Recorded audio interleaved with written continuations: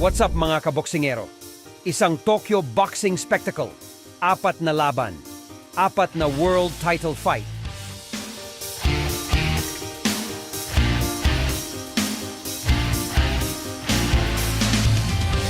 Saksihan ang sagupaan ng mga pinakamahuhusay sa boxing ngayong May 6 sa Tokyo na nagiging sentro ng bakbakan.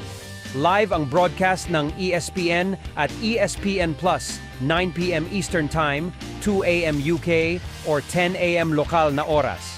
Aapaw sa excitement ang gabi ng laban kung saan 4 na world title fights ang mauukit sa history ng boxing.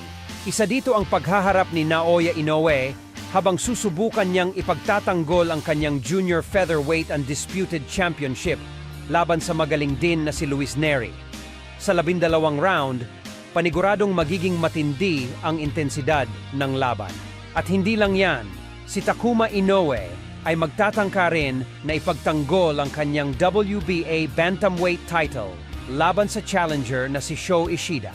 Ang parehong mga manlalaban ay nakahandang ibigay ang kanilang lahat sa ring at magiging puspusan at hindi titigil hanggat hindi nakakamit ang tagumpay. Isa pang pinaka-aabangang showdown, ang paghamon ni Yoshiki Takei kay Jason Moloney para sa kanyang WBO bantamweight title.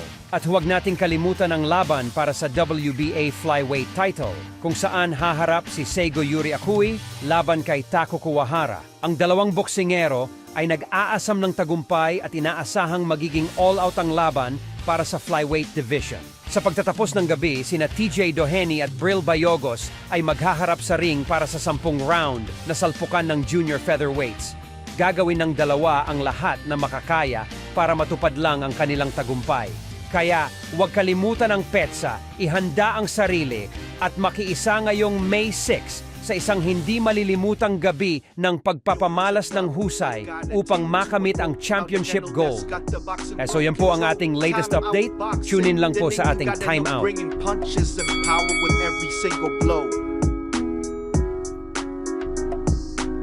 They step into the ring, no fear in their eyes, battling it out, reaching for the skies. From the classics to the newest, they cover it.